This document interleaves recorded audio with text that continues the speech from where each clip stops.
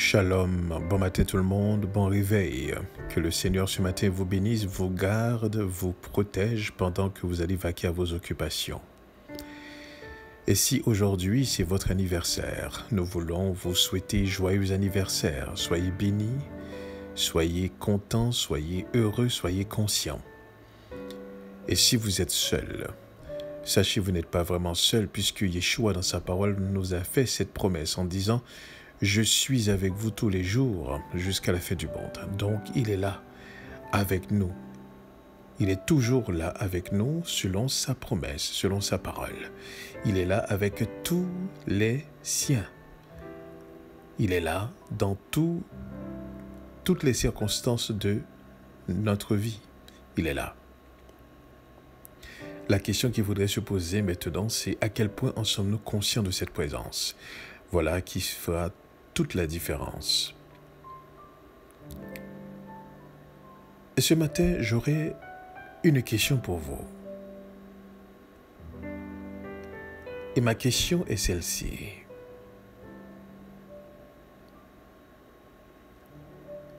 Lorsque vous êtes véritablement en amour et que vous avez un amoureux, une amoureuse, il ne se passe un moment d'où vous ne ressentez pas le besoin de la présence, d'entendre, d'être avec cette personne.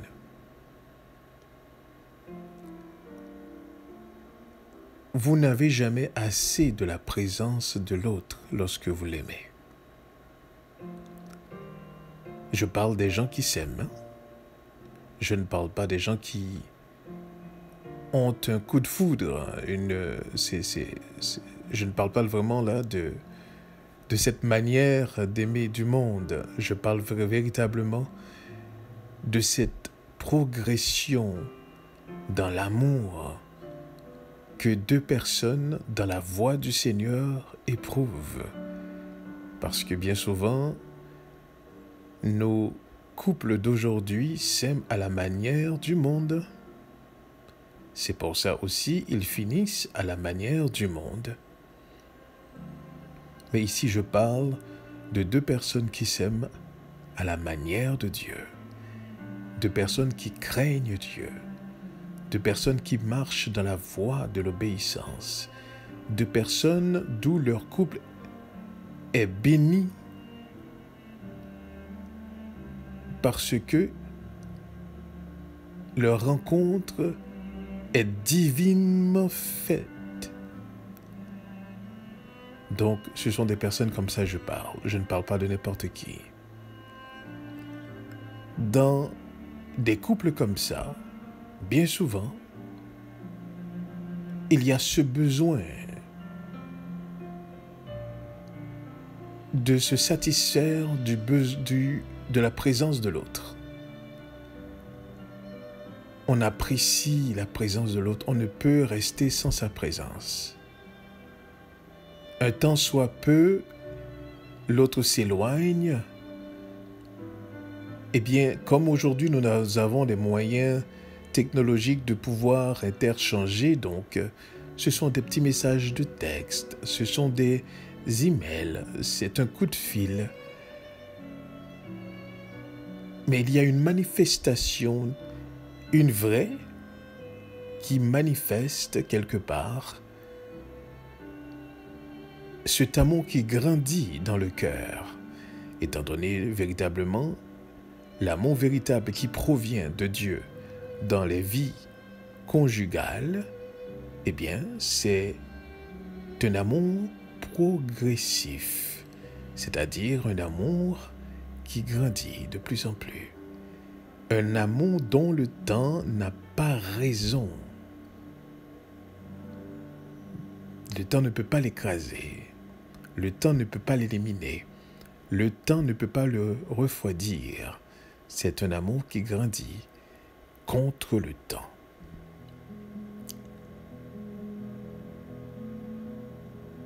Eh bien, laissez-moi vous dire ce matin, est-ce que vous vous sentez comme ça face à Dieu? Sentez-vous que vous ne pouvez passer un instant sans lui parler, sans méditer sur sa parole? Est-ce que les regards que vous jetez autour de vous, ce sont des regards qui cherchent sa gloire? Êtes-vous préoccupé, êtes-vous soucieux justement pour son honneur, pour sa gloire? Êtes-vous sensible pour son nom? Êtes-vous prêt à vous mettre en colère là où vous voyez que son nom est piétiné, foulé aux pieds, profané? Ou cela ne vous dit rien? L'avez-vous dit comme David? Je t'aime, ô Éternel. Vous savez que David disait au Seigneur, je t'aime. Je t'aime plus que tout. Je t'aime même plus que la vie, disait-il.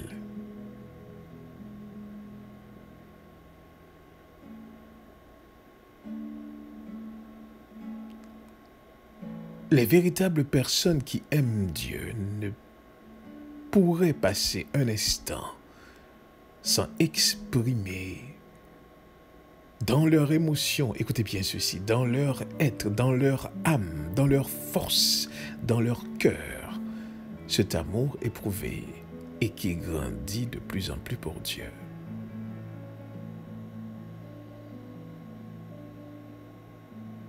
Avez-vous dit comme David dans le psaume 18 au verset 2, David dit « Je t'aime, ô Éternel, ma force. Éternel, mon rocher, ma forteresse, mon libérateur, mon Dieu, mon rocher où je trouve un abri, mon bouclier, la force qui me sauve, ma haute retraite. »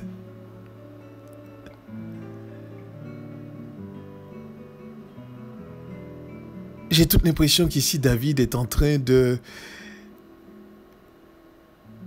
comme on dit, être en train de manquer de mots pour exprimer ce qu'il ressent de l'intérieur pour Dieu lorsqu'il lui a donné cette victoire, non seulement sur ses ennemis, mais aussi sur la persécution de Saül.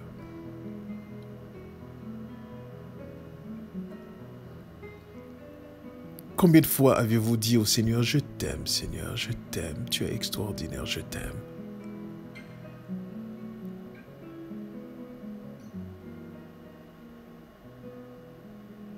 Vous savez, de plus en plus vous vous approchez du Seigneur, de plus en plus vous connaissez le Seigneur, de plus en plus vos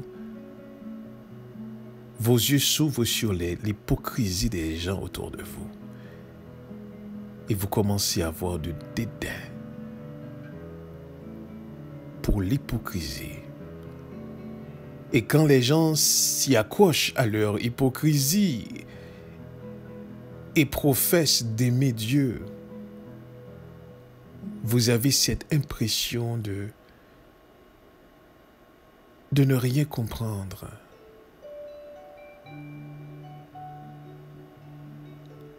Plus vous grandissez, plus vous vous approchez du Seigneur, plus vous avez du discernement. Et ce discernement vous permet effectivement de discerner les vraies natures des autres.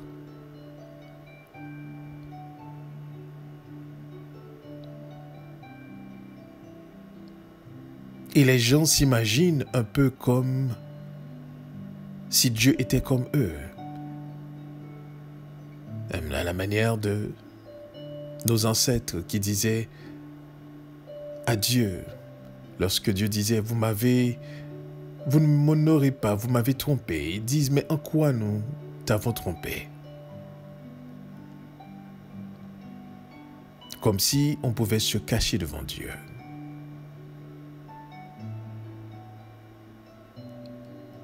C'est pour cela, malheur à ceux qui font semblant, ceux qui professent d'aimer mais qui n'aiment pas vraiment. Malheur à ceux qui s'illusionnent, la parole du Seigneur vous dit, vous serez servis.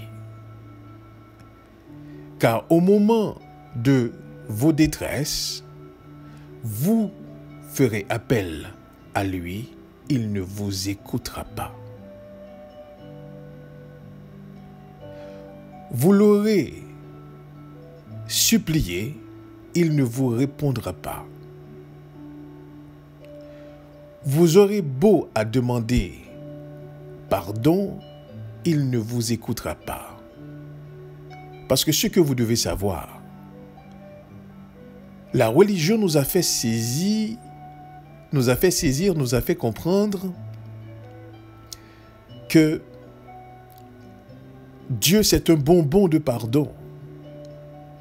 Oh, Dieu c'est un bonbon d'amour. Vous venez n'importe quand, n'importe comment, et vous lui demandez pardon, c'est un Dieu d'amour, il vous pardonnera. Laissez-moi vous dire quelque chose ce matin. L'éternel Dieu, Elohim, n'est pas un jeu. Ce n'est pas un Dieu avec qui vous jouez cache-cache. Et que vous faites quelque chose, vous dites, mais oui, de toute manière, il est d'amour, il est amour, je vais venir le trouver et ensuite il va me pardonner. Laissez-moi vous expliquer quelque chose à propos du pardon. Yeshua disait aux disciples, vous devriez pardonner 77 fois 7 fois.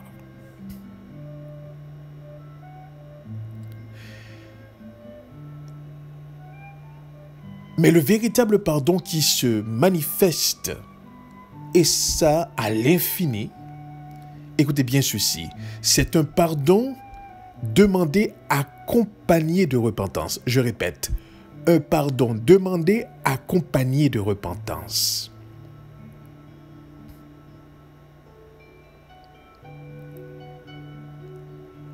Ce n'est pas un pardon demandé dans l'optique de le recevoir et d'aller recommencer. Et la raison pour laquelle que Yeshua avait dit 77 fois 7 fois, c'est parce que nous ne pouvons pas mesurer la faiblesse de quelqu'un.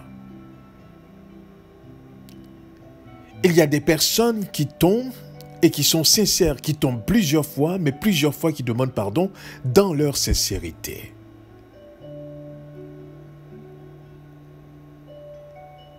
Et vous voyez, vous ressentez le besoin de pardonner puisque vous voyez la sincérité de l'autre qui vous demande pardon. Mais j'aimerais que quelqu'un ce matin me dise, j'aimerais que vous puissiez m'expliquer, j'aimerais que vous puissiez me dire, comment le pardon peut-il être efficace pour des gens qui sont hypocrites? Comment le pardon peut-il être efficace pour des gens qui ne sont pas sincères? Comment le pardon peut-il être efficace pour des gens qui se mentent, pour des gens qui s'illusionnent? Car quand on nous demande pardon, c'est parce qu'on est sur une voie de repentance. On est sur une voie de compréhension, de la bêtise, du péché qu'on aurait fait. Donc quand on vient devant Dieu et qu'on dit « Seigneur, pardonne-moi », Dieu voit et il pardonne. Mais laissez-moi vous dire ce matin, si la religion vous avait appris que vous devenez devant Dieu et que vous donnez cette formule magique en disant « Seigneur, je te demande pardon » et il va te pardonner. Dès que tu dis le mot « pardon », il te pardonne. Laissez-moi vous dire, vous vous trompez royalement. Dieu ne pardonne que ceux qui ont un cœur repentant. Je répète, Dieu ne pardonne que ceux qui ont un cœur repentant. Ceux qui n'ont qu'un cœur repentant. Vous n'avez pas de cœur repentant, véritablement. Vous êtes hypocrite à l'intérieur. Avant même que vous puissiez faire quelque chose, vous dites, je sais que Dieu va me pardonner. Laissez-moi vous dire quelque chose. Vous ne serez pas pardonné.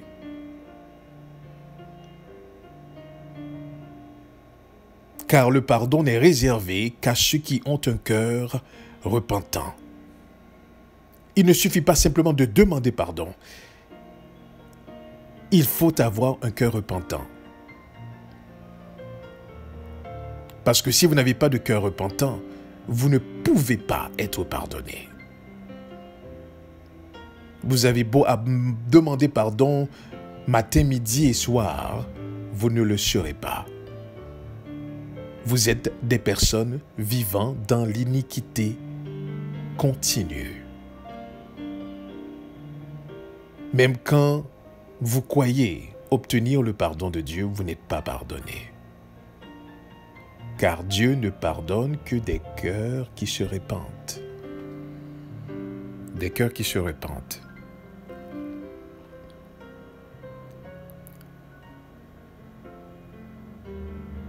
Alors, c'est pour vous dire ceci. Ce sont des cœurs comme ça aussi qui aiment Dieu. Des cœurs qui regardent à quel point que Dieu les aime. Et malgré leur faiblesse, il est toujours fidèle et juste pour les pardonner.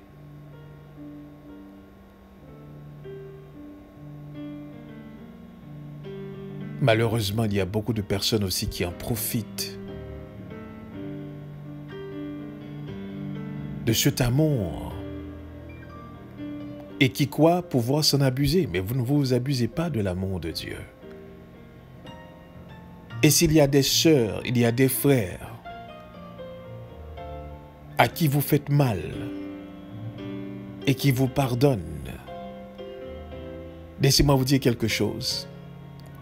Puisque nous ne sommes pas en mesure de pouvoir sonder les cœurs et les reins, alors nous pardonnons, parce qu'en pardonnant, nous nous positionnons à recevoir aussi le pardon. Mais Dieu qui regarde les cœurs et les reins, Dieu qui regarde vos attitudes, Dieu qui regarde votre hypocrisie ou votre sincérité, laissez-moi vous dire quelque chose. Il vous donnera selon vos actions. Il vous le donnera selon vos semences. Ce que vous aurez semé, vous allez le moissonner. C'est ces choses-là que David avait compris de Dieu. Qu'il aimait Dieu. Dieu était un être juste parce que David aimait la justice. Mais tu veux que la vérité soit au fond du cœur, disait-il.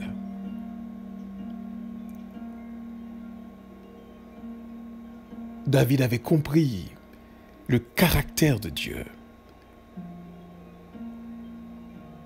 Et il aimait ce caractère de Dieu. Quand vous lisez les psaumes de David, vous découvrez effectivement ce qu'il voit, ce qu'il pense, ce qu'il comprend de Dieu. Et c'est extraordinaire.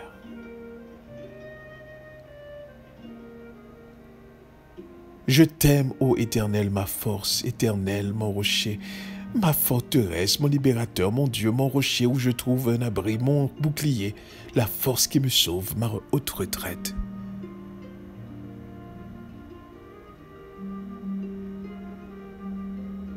Lorsque vous constatez la fidélité de Dieu, lorsque vous n'êtes pas artificiel, et de la même manière que deux personnes amoureuses vont vouloir toujours se rapprocher avec sincérité, vont vouloir se connaître davantage, c'est de même aussi, à chaque jour vous vous levez, vous ne prenez pas la relation avec Dieu pour acquis.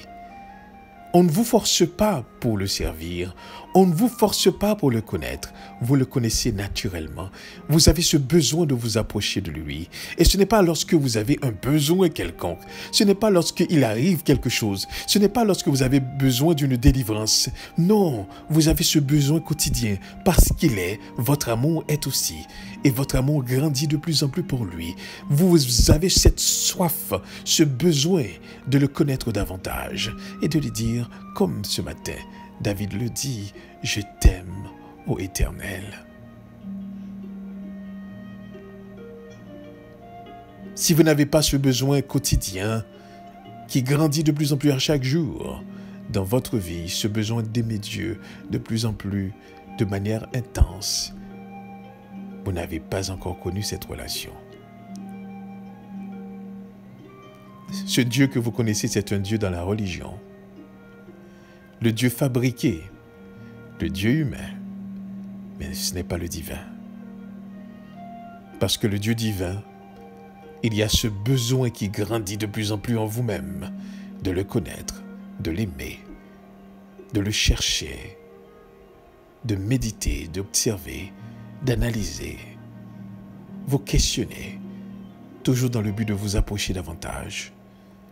Vous développez cet amour, ce besoin de vérité. Si c'est ainsi, votre cœur bouillonne de joie dans la vérité et que vous cherchez sa présence comme on cherche de l'or. Vous cherchez sa présence comme on cherche un trésor. Eh bien, définitivement, vous êtes amoureux. Vous aimez Dieu. Mais si vous vous voyez vous lever, vous vous voyez rentrer dans vos routines, vous ne faites qu'une prière formulaire, et ensuite vous vous habillez de vos soucis, de vos inquiétudes, de vos pensées. Vous passez votre temps justement à chercher à vous satisfaire. Vous passez votre temps dans les choses qui font votre intérêt. Tout en professant, moi j'aime Dieu, j'aime Dieu. Dieu est tout pour moi. Mais dans la pratique, ce n'est pas du tout ce que le jour enseigne dans votre vie. Et le Très-Haut est en train de regarder tout ça. Dieu est en train de prendre note. Et à chaque fois que vous prononcez le mot « J'aime Dieu » ou que vous disiez aux gens, aux autres « J'aime Dieu », tandis qu'au tréfonds de vous-même, votre vie démontre le contraire, laissez-moi vous dire ceci, vous êtes en train d'insulter Dieu.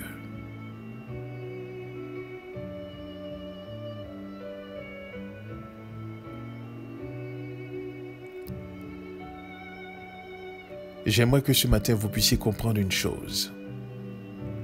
Dieu ne regarde pas ce que vous dites.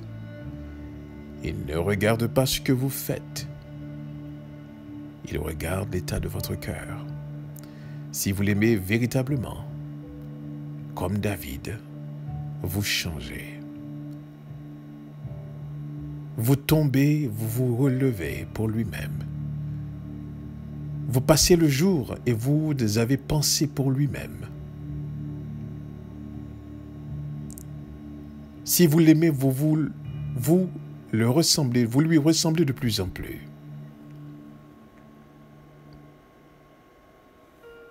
Si véritablement cet amour ressenti est pour lui.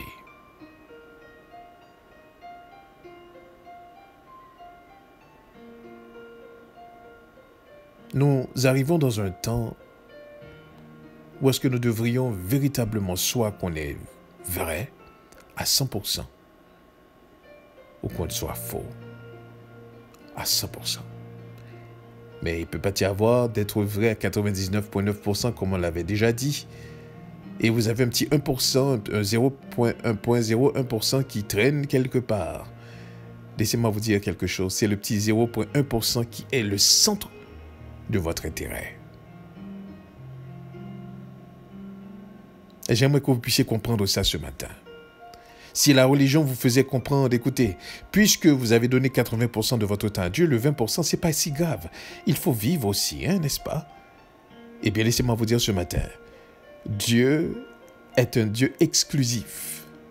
Tout ou rien.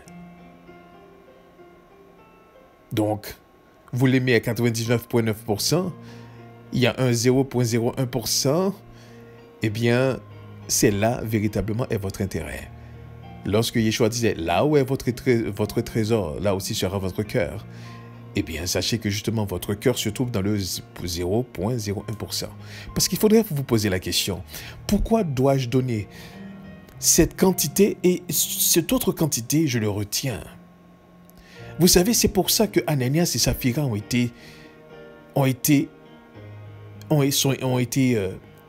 sont morts, en fait.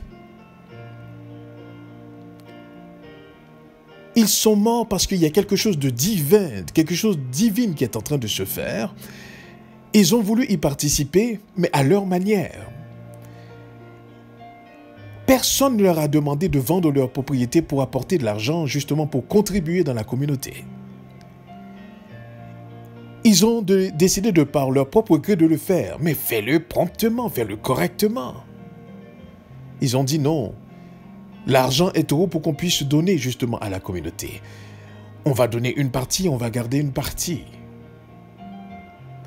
Mais donner une partie lorsqu'il s'agit de Dieu, c'est de ne pas donner du tout. Parce qu'il est un Dieu exclusif. Tout ou rien.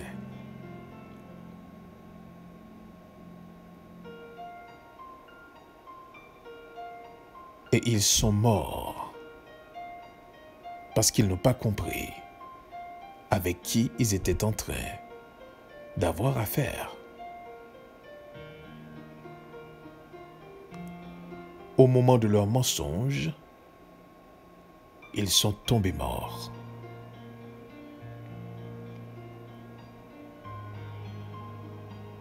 J'aimerais vous dire ce matin, ce ne sont pas toutes les femmes, les servantes, ce ne sont pas tous les hommes, les serviteurs de Dieu à qui vous pouvez et vous devez mentir. Je vous mets en garde. Ne mentez pas aux hommes, aux femmes de Dieu. Je ne vous parle pas des personnes qui vont à l'église. Je ne vous parle pas des religieux. Je ne vous parle pas des personnes qui se disent converties, mais tandis que leur cœur n'est pas droit devant Dieu, tandis qu'ils ne marchent pas vraiment avec Dieu, ils ne se trouvent pas dans la voie de l'obéissance avec Dieu. Je vous parle des enfants véritablement de Dieu, des hommes, des femmes qui marchent, qui cherchent Dieu constamment. Je vous avertis de ne pas mentir à de telles personnes. Parce que leurs paroles peuvent être efficaces sur vous lorsque prononcées.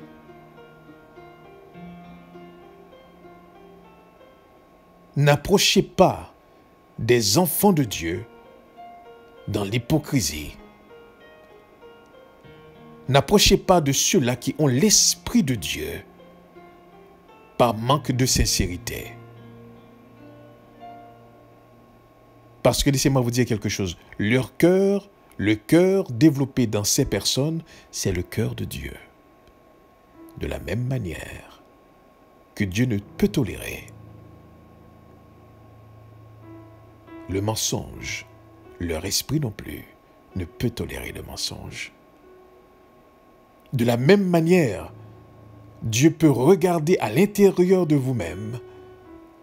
Ils ont cette capacité par l'Esprit de Dieu en eux. Ce n'est pas eux-mêmes, mais l'Esprit en eux aussi sonde les cœurs et les reins.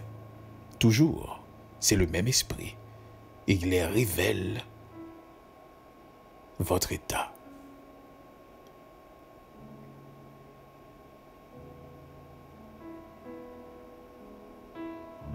Si aujourd'hui il y a amalgame, si aujourd'hui les mauvais esprits peuvent faire pignon sur rue, je dirais davantage pignon dans les assemblées,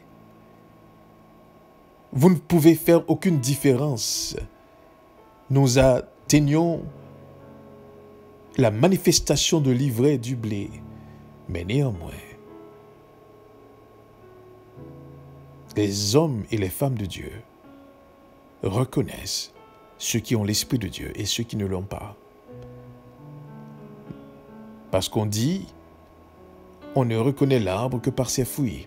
Mais attendez, lorsqu'on dit cela, on ne parle pas de ce qui est apparent.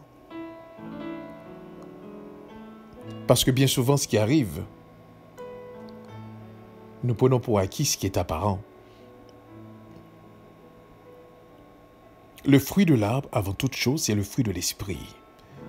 Ce n'est pas le comportement, ce n'est pas les attitudes, ce ne sont même pas les actions. Mais c'est la régénération, la régénérescence, la purification de l'esprit. Et on va voir la différence. Que ce matin, que vous puissiez comprendre. David aimait profondément Dieu. Et voilà pourquoi il lui a été imputé qu'il est un homme selon le cœur de Dieu. Parce qu'il était sincère, malgré sa faiblesse, malgré ses faiblesses, malgré ses manquements, malgré ses péchés. Mais il était sincère, il était vrai. Il ne cherchait que Dieu. Chaque jour, à chaque moment, il ne cherchait que Dieu. Dieu était sa priorité. C'est pour ça aussi ses péchés étaient évidents. Vous comprenez? Ses péchés étaient évidents parce que justement, la majorité de son temps, il cherchait Dieu. Donc quand il tombait, écoutez, cela faisait une différence. Il ne vivait pas constamment dans des chutes. Mais il vivait constamment, malgré sa faiblesse, dans la recherche du Très-Haut. Que Dieu vous bénisse et qu'il vous permette de comprendre, lorsque vous aimez Dieu sincèrement, cet amour grandit de plus en plus. Mais si vous voyez que votre amour refroidit, à la manière justement de cette église, vous avez oublié de votre premier amour. Eh bien, laissez-moi vous donner cette exhortation ce matin. Reprenez votre premier amour. Reprenez votre premier amour. Que Dieu vous bénisse. Restons conscients de sa présence. Amen.